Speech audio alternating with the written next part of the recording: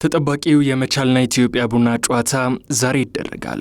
ዘገባው የመላኩ ወልደሰንበት ነው። ዛሬ በኢትዮጵያ ፕሪሚየር ሊግ 3ኛ ቀን መርሃ ግብር መቻልና ኢትዮጵያ ቡና በሐዋሳ ዩኒቨርሲቲ ሜዳ ምሽት ላይ የሚያደርጉት ጨዋታ በብዙዎች ዘንድ በጉጉት ይጠበቃል። ቀን 9 ሰዓት ላይ በባህር ዳር ከተማና ስሑል ሽረ መካከል የሚከናወነው ጨዋታ ቀጥሎ የሚደረገው የመቻልና ኢትዮጵያ ቡና የምሽት ጨዋታ ጠንካራ የመሸናነፍ ፉክክር ይደረግበታል ተብሎም ይጠበቃል። ባለፉት 5 የፕሪሚየር ሊግ ጨዋታዎች ከመቻል ይልቅ ኢትዮጵያ ቡና የተሻለና ጥሩ የሚባል አፈጻጸም አለው። ከአምስቱ በአንዱም ሽንፈት አልቀመሰም። 11 ነጥቦችን ለማግኘትም በቅቷል። በፕሪሚየር ሊጉ ያልተጠበቀ ጥሩ ግስጋሴን እያደረገም ይገኛል። ለዋንጫው መታሰብም ጀምሯል። ዘንድሮ በብዙዎች ዘንድ ዋንጫው ይነሳል ተብሎም የተጠበቀው መቻል በአንጻሩ በአንድም ጨዋታ ድል አልቀናውም። ከድል ጋር ሳይታረቅ 8 ሳምንታት እንዲሁ አስቆጥሯል። ይህ ጉዳይም የክለቡን አመራሮችና ደጋፊዎች እንዲሁም የቡድኑን ተጫዋቾችና አባላት ሳይቀር ያስደነገጠ ሆነዋል። በኢትዮጵያ ቡና በኩል ደግሞ ውጤቱ ከፍተኛ መነሳሳትን መፍጠሩ ለማወቅ ችለናል። እናም በዛሬው ጨዋታ ኢትዮጵያ ቡና በዋንጫ ፉክክር ውስጥ ለመቆየት መቻል ደግሞ ወደ ዋንጫ ፉክክሩ ዳግም ለመመለስ እጅግ ጠንካራና ብርቱ ፉክክር ያደርጋሉ ተብሎም ከወዲሁ ተገምተዋል።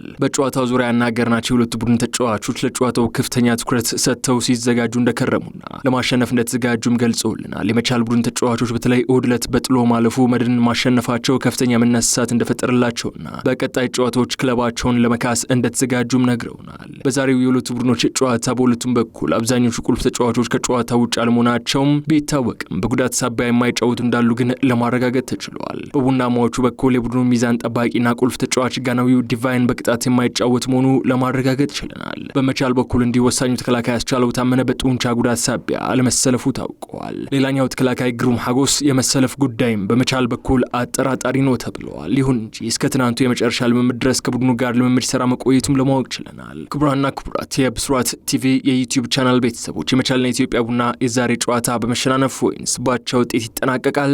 ቅድመ ግምታችሁን በኮሜንት ላይ እንጠብቃለን። ሰላም።